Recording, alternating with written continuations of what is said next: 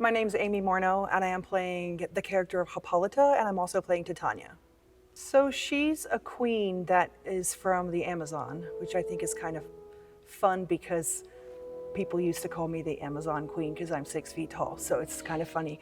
But she is in an arranged marriage with Theseus, so she's come from and is royalty, and she's marrying this guy who's also in a pretty good position politically, but it's not exactly, the love of her life. So she's accepting of it, and she's admirable and mature, and she understands that the society is really a patriarchy and she doesn't have a huge choice.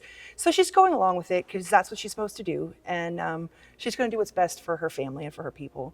So Titania is the queen of the fairies, and she's married to Oberon.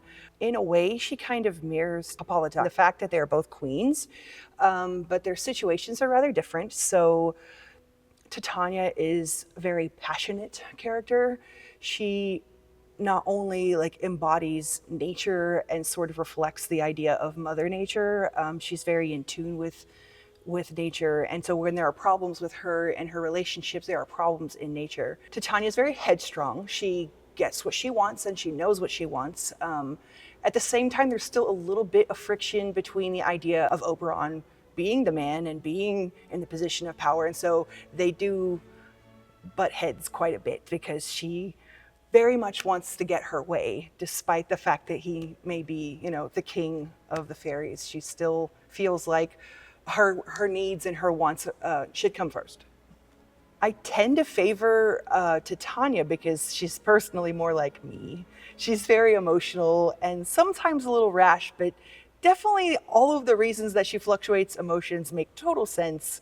And the cool thing about her, even though she seems a little bit much, is that she kind of expresses the emotions that the other characters aren't as free to express, especially the Athenians in the political patriarchy society where women don't really have much say over anything that goes on.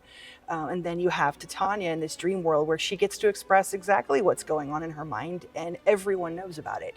And so I like her freedom of expression. Really kind of a story within a story, because you have a starting story that kind of sets everything up. And then when this sort of dream sequence happens in the forest where they live and where the lovers encounter one another, it's sort of like the idea of a dream. They are dreaming, and so there's a story within an actual story. So when they wake up, it's kind of like, were we dreaming, or did that whole entire thing happen? And so I love the idea of you get two stories in one. So this is my first Shakespeare play. I actually chose to do a Shakespeare play because I became an English teacher long time ago. And one of the reasons I did that was because I wanted to teach Shakespeare. I was a theater major for 2 years. I changed to be an English major, but I wanted to teach Shakespeare. It was my favorite part of theater, and I did a character study on Cleopatra, and I did a scene from Antony and Cleopatra. And I just fell in love, not just with the difference of language, because I feel like as an English teacher, language changes so much over time that we lose a lot of the beauty of it. And I feel like Shakespeare really sort of encapsulates the beauty of the lost beauty of the language that we don't get to use regularly anymore. And when I have students or have people that are like, I don't understand it, I tell them, you're not supposed to look at it on paper, you're supposed to watch it. You just need a good actor to read it and perform it for you, and you'll understand it. It's just like learning a foreign language when the teacher acts everything out and you understand what's going on. So I feel like I'm sharing like an ancient treasure with people when I read Shakespeare, and so I've always wanted to perform in Shakespeare. So I'm really excited to do this. And I feel like if I can expose more people to the beauty of the language and the beauty of the bard, then I'm giving a gift. And that's what I love about it. Honestly, I think my favorite part is when my character Titania wakes up and realizes that the whole time she's been in love with something a little grotesque, and she was somehow blinded by it, because I feel like in a way a lot of women can relate to that they've been blinded by something and then they wake up and realize this is not what I wanted. So I feel like this is real. I don't care how old this is, I don't care how different the language is, this situation is something people can relate to.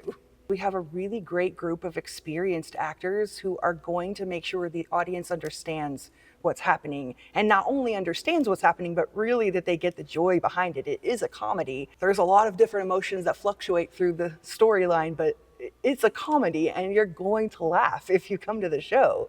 And so I would say don't be intimidated by the idea that it's Shakespeare and it's not something you like or not something you understand, because a good group of actors really can translate it for you, and that's our job. We really look forward to you coming to see our show. It's running at the Webster Presbyterian Church from August 10th through the 18th. So you can go on our website to grab your tickets, and we hope to see you here.